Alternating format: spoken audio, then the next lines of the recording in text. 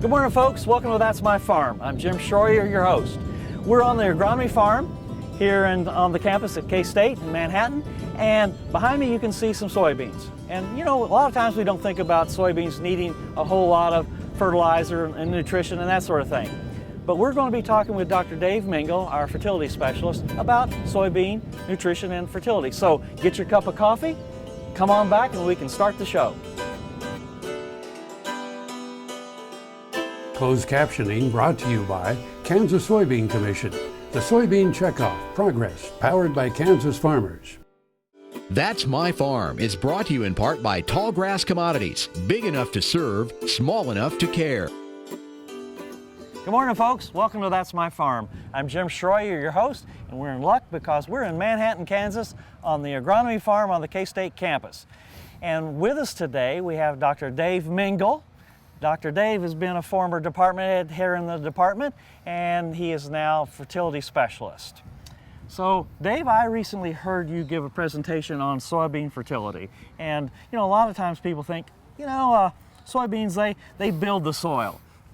They're a soil building type of crop, but that's not quite right. Not quite right. You're right, Jim. They're actually a very extractive crop. They remove more nutrients than any other crop we grow. That's right. Yeah, I guess they're thinking about that, the phosphorus and potassium. Yeah, I really do. Okay, so I heard you give this presentation the other day, and you had 4 or 5 topics, and we're going to dwell into those topics right now, and let's talk about the importance of pH first. Okay. Well, I like to couple pH with soil testing because that's the way we want to manage it. Right, okay. Because one of the key, there's two really big factors. One is soybeans are legumes. Mm-hmm. They require the rhizobia bacteria to get the nodulation for nitrogen fixation. And that's the weak link. The bacteria are not very hardy. Tough. They're not very hardy. They don't survive well, particularly in acid soils. Right. So, and we have plenty of acid soils. We have plenty of acid soils, and particularly the eastern half, but they're showing up everywhere because of nitrogen application. Right. So we need to get the soil pHs adjusted, and for soybeans, we probably need to adjust a little bit higher than we normally would. Standard recommendation for wheat, corn, milo is a lime to a pH of 6. Mm-hmm. But realistically, for soybeans, 6.2 to 6.4 is probably a little bit better, and we'll get a little bit higher yield. So that's something to think about along the way. So the big thing is pH. Look at variability in the soils because it does vary across the field substantially based on the soil color and clay content. Mm-hmm. And so if we could soil test by soil type or grid sample or some other system to look at the variability that's out there and make some variable rate adjustments, we can do a much better job of managing the pH. You're saying that not pull in the gate there, walk out, 50 feet and take in a couple samples and walk back in and mix them up. We're talking about intensive. We're talking about intensive sampling and management, and it will pay because it would not be unusual to see a 5 bushel differential due to soil pH variability across the field. Mm-hmm. Mm-hmm. Well, 5 bushel at today's $9 soybean price will pay for some lime. That's a little more than chump change. Yeah, it is, and so it's important and it's worthwhile to do this. So the pH is really the big thing. Okay. So what about the other end? Okay, that's a good point. The other end, high pHs. Mm-hmm. High pHs normally are not a major problem, except in some of our soils we run into iron chlorosis problems with soybeans. Mm-hmm. That's one we can't really change or adjust. Mm-hmm. We have to be aware of. Mm-hmm. And we want to make sure we don't over-lime to create those problems also. Right. But the biggest way that we can manage that, or the best way we can manage that, was the variety selection. Most of the seed companies have done screening for iron chlorosis, and they have chlorosis-resistant varieties, and that's a pretty effective management tool. Right. Dave, we got to take a break now, so don't go away. We'll be right back. And if you folks at home, now's a good time to get a cup of coffee and rush right back, because we'll be back after these words from our sponsors.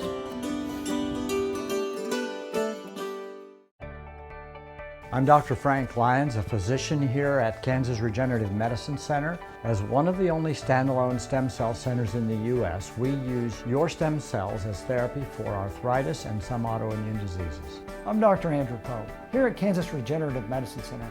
Utilizing the latest technology under strict protocols, we're able to harvest your stem cells from your own fat to treat a variety of medical conditions.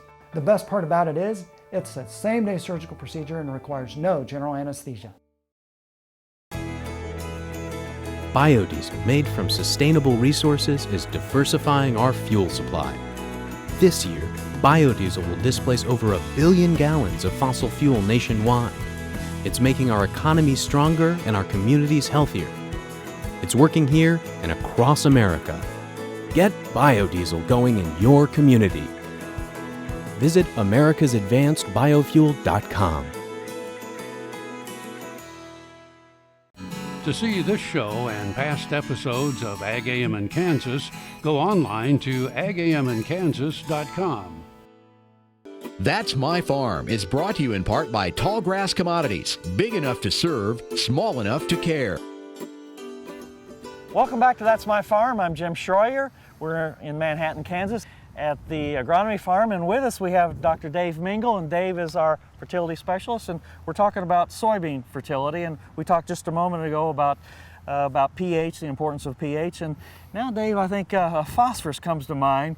So and I know you've got some new things going on phosphorus with soybeans. So we've been doing quite a bit of research the last 4 or 5 years on both phosphorus and potassium. But the big thing with phosphorus is Kansas is somewhat unique in that we make 2 types of recommendations for fertilizers. We make a build and maintain recommendation, which basically is you build our soil test up to the level that'll meet the needs of the crop, and then just try to maintain it. Versus the traditional of trying to apply fertilizer as needed at a particular soil test and keeping the test lower. One of the interesting things with soybeans, and one of the things that prompted some of this, is that soybeans have historically, people have had the feeling that they respond more to fertility, soil test level, than they do to actual fertilization. And that was one of our objectives, was really to look at that. And what we found was that there is some validity to that. Unless the soil tests are really, really low, soybeans don't utilize fertilizers very effectively. So, and phosphorus is not a very efficient, you know, of the 100 pounds you put on, you know, that first year, what, 25 or 35? Normally that's true because you've got this big pool of phosphorus available in the soil and the plants are really good at extracting it. The other aspect of it is that we use a general critical level or desired soil test level of 20 parts per million. Soybeans don't need that. What we're finding is they do perfectly fine at 12 parts per million. So what that basically means is that farmers need to think about maintaining some minimum fertility levels if they're going to grow soybeans.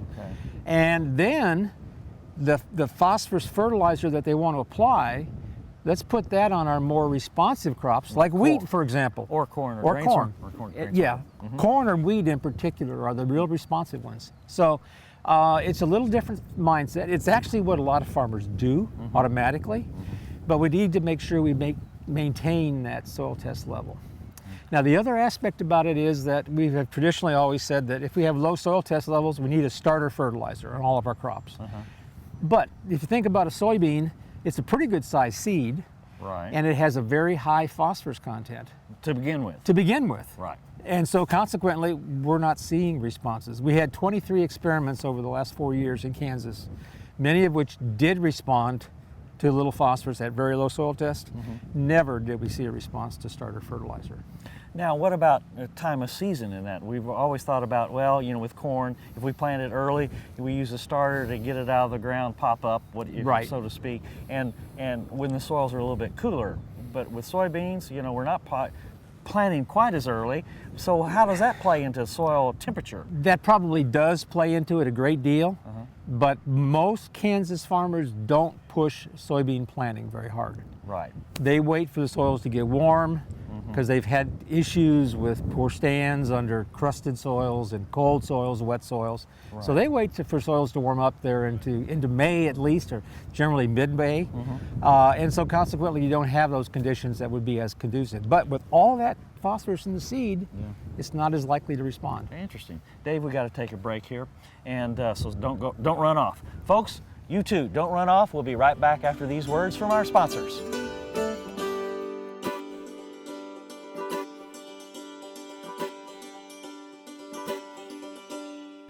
Soil is the life of a farm, and for 25 years, SureCrop Liquid Crop Nutrition has helped growers produce abundant quality crops while preserving and improving the soils they steward. SureCrop offers complete soil and plant analysis with cropping recommendations, delivery direct to your on-farm storage, and quality crop nutrition custom blended for your field. Choose SureCrop for the assurance of excellence for your soil. Call today or visit their website for more information. Kansas Farm Bureau, the voice of agriculture, represents grassroots agriculture. The state's largest and most powerful farm organization stands up for its members through leadership development, agriculture education, legal defense, environmental advocacy, farm safety, and risk management. Members also enjoy money-saving benefits. To join our organization today or to learn more, go to www.kfb.org or find us on Facebook and Twitter.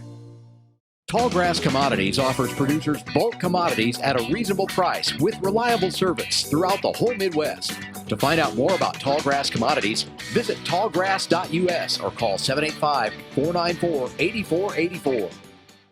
That's My Farm is brought to you in part by Tallgrass Commodities, big enough to serve, small enough to care. Welcome back to That's My Farm. I'm Jim Schroyer, and with us we have Dr. Dave Mingle, and we've been talking about soybean fertility, and we've talked about pH, we've talked about phosphorus, and another big one for soybeans, of course, is potassium. So, yes. Dave, what can you tell us about potassium in soybeans? Potassium is a real easy one to resolve, but one that's often overlooked. Traditionally, we've thought that Kansas soils are very high in potassium. Just inherently in the parent material. And in many parts of the state, that's true. Even right around here, it's normally true, except we've farmed now for 100 years and we've removed a lot of K, and our soil tests are going down. And we now have a lot of very low soil tests scattered around. And southeast Kansas is Southeast more so. is a real problem. South central Kansas is a problem.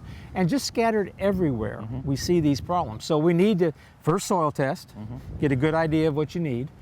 We need about roughly 130 parts per million soil tests for potassium to have adequate amounts to meet the needs of the crop. And we really want to make sure we have that for dry years. Right. Because we get our biggest responses under dry weather. And so, and the nice thing about K and the fact that it's so easy is we just have to broadcast it. Right. There's no response, there's no real responses to banding or starter or anything like that. Just test it and band it, or test it and broadcast it, and it'll take care of it. So it's a fairly easy one to do, but we see some very nice yield responses. Because we have soil tests, we need 130, we've got soil tests down to 40 and 50 parts per million in many parts of the state where they grow a lot of intensive soybean production. Well, so you'll see some symptoms. You'll see actual visual symptoms. You'll also see some really nice yield responses, and again, it's money in the bank for you. Well, I don't want to, I guess I am interrupting you here, but about the symptoms. You know, if a producer has been seeing some odd-looking soybean leaves and the yields have been kind of suppressed, depressed a little bit, what's a deficiency symptom in potassium going to look like? Generally, what you see is along the edges of the leaf, you'll get a firing or a burning that'll move towards the midrib, or towards the veins themselves. And it generally occurs in the lower leaves, but not always. Sometimes you can get some weather-induced problems, particularly with dry, hot weather, and they'll be at the very top. But it'll be a sort of a golden color and sort of a burning, and if it gets bad, it'll actually turn brown around the edges. The big thing with K is, again, do your soil testing and make sure you broadcast appropriate amounts to get that soil test up for that crop. 130 parts per million is the baseline, basically. That's the baseline. Okay. Dave, don't go away. We got more to talk about, and you folks at home, don't go away either. We'll be right back after these words.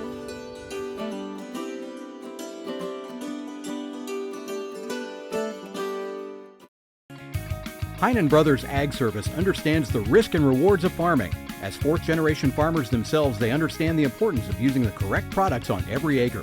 Farmers helping farmers. Heinen Brothers Ag offers quality aerial and ground application, fertilizer, ag chemicals, and anhydrous ammonia. Call today at 800-760-4964 or find us online at HeinenBrothersAg.com. Valley Vet Supply is devoted to providing information and professional quality products at reasonable prices. Valley Vet Supply. To see this show and past episodes of Ag AM in Kansas, go online to agamnkansas.com. That's My Farm is brought to you in part by Tallgrass Commodities, big enough to serve, small enough to care. Welcome back to That's My Farm. I'm Jim Schroyer, your host, and we're with Dr. Dave Mingle, and Dave and I have been talking about soil fertility, mainly Dave, and we've been talking about pH, we've talked about phosphorus and potassium. Let's talk about nitrogen. You know, we don't normally think about soybeans and nitrogen use and that sort of thing, but as you will say, soybeans use quite a bit of nitrogen. Yes, they do. About half of it roughly comes from the soil, like for any other crop, and the other half is fixed through the nitrogen fixation process as a legume, which takes a lot of energy. And because it takes so much energy, if nitrogen is available, the plant won't do nitrogen fixation. So that's a key point. Right. So if you have a high carryover or just inherently high nitrogen, it's not going to fix. And that's right. And those they may fix the nodules. You cut them open, but they're white instead of that pink. Exactly. Inside. Exactly. So tell us. I know you've been working a lot on nitrogen applications on soybeans, and when would that be appropriate? Well, normally there's two places that you might want to make nitrogen applications to soybeans.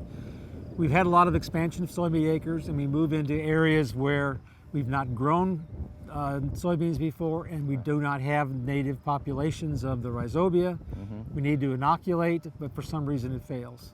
Then we get a nitrogen efficient plant. There's no nodules, it's yellow, and then just chlorotic. Very chlorotic. And then the question becomes, well, what can I do? You can fertilize with nitrogen.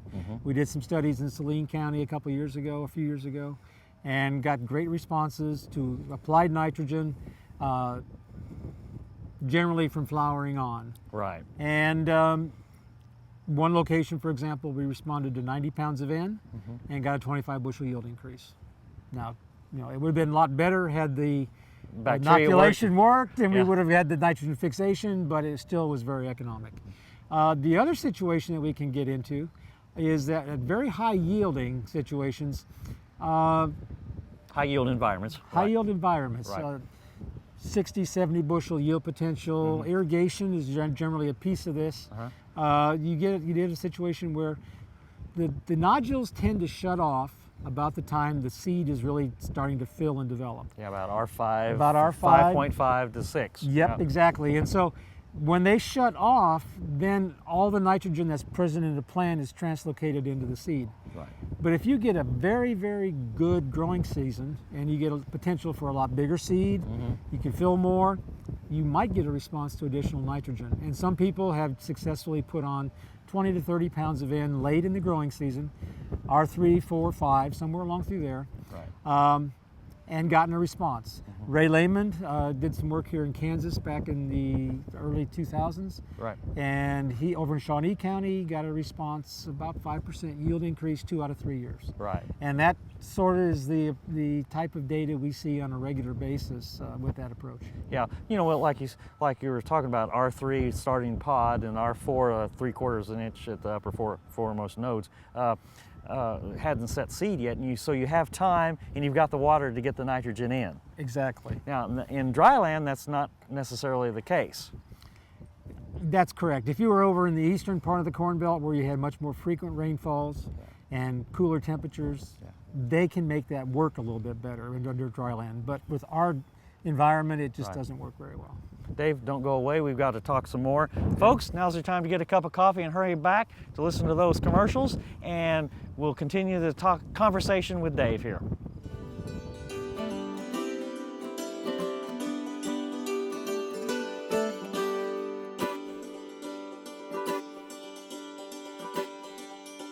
Here's another gardening tip with Annette Jackson from Jackson's Greenhouse. Well-designed container flower gardens bring beauty to your home, at your entry, on your patio, or placed in a special spot in your landscape. Let Jackson's help you select the correct plant combinations which will add the color and style you need and that will survive the summer to provide beauty till frost. Our annual flat sale is going on now. Choose a flat of 4 packs for just $18.99. Jackson's Greenhouse has what you need today. Buying a car shouldn't be this hard. And at Brown Chevrolet Buick in Wamego, it isn't. It's actually awesome. Whether you want a new or used car or truck, Toby's team can make the deal. Even if you want to custom order a new car or truck, Toby's team can make the deal. See Toby's team at Brown Chevrolet Buick in Wamego. We're awesome. Watch Ag AM in Kansas online at agaminkansas.com. That's My Farm is brought to you in part by Tallgrass Commodities. Big enough to serve, small enough to care. Welcome back to That's My Farm. With us we have Dr. Dave Mingle, and we've talked about pH, we've talked about phosphorus and potassium and nitrogen on soybeans. In the last section here, we want to talk about plant analysis. And Dave, talk to us about plant analysis and how how a farmer can use that. Well, there's two basic ways to use plant analysis. One is to diagnose a problem. Okay. It's a very excellent tool to go in and try to figure out why you have that spot in the field. And we like to take comparison samples, the affected area, the bad area versus a good area. Now you're talking about the plants. Plants, yes. Okay. Generally with soybeans, we're taking the top fully developed leaves on the plant. Very small plants we might take, say less than a foot tall, we would take the whole plants. Okay. But anything bigger than that, the top fully developed leaf on the plant. Okay. And just take it and the little petiole that attaches it to the stem. And we need about 30 sets to make a good sample. 30 different sets of the leaflets. Leaflets, right, okay. And the petiole. Okay. Well, how do you handle that? What do you do with the leaflets? Take it in, air dry it a little bit, stick it in a paper bag or a mailing envelope and get it to a soil testing laboratory for analysis. Not plastic Ziploc. Please, no plastic Ziplocs in August in Kansas. I can just see the mold. It will sort of pour out. Oh yeah. Okay, now the other way you use it is for quality control. We invest all this. What do you mean? Well, we invest all this time and money in lime and fertilizer. Did we do it right? Have we missed something? And a regular quality control program would include monitoring with plant analysis. Okay. And basically it would be when the plant is about that R4, R5 growth stage. Well into potting. Well into potting, you go in and pull the top fully developed leaves, again, about 30 sets, and we'll look at those. We'll look at about 10 nutrients within there. Okay. All the main nutrients that we're likely to see a problem with in Kansas. Okay. Now, what happens in many cases is there's hidden hunger. Something that's just sort of there, but not quite severe enough to cause a deficiency symptom. But it's nipping at the heels of yield a little bit. Yeah, but it's cutting the top off the yield for you. Or it's potentially something that's becoming a problem. And so if in that situation, we can use that to sort of monitor our approach. We're not going to use that data necessarily for that year's crop. Right. It's too late. Okay. But what we are going to do is try to use that data to make plans for the coming crops so that we can prevent any problems down the road. Okay. Well, what nutrients are we talking about that would be nipping at the yields? Of course you do NP and K. Right. And probably sulfur. Sulfur is one of the big ones because that's something that's really, over the last 7 or 8 years, has become more of a problem in Kansas.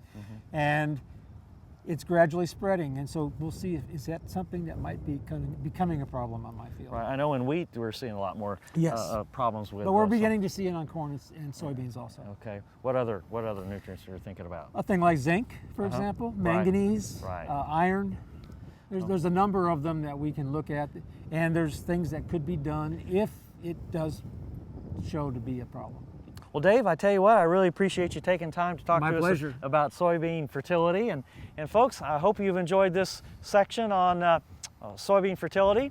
And don't forget, next Friday we'll be back with another show of That's My Farm. See you then.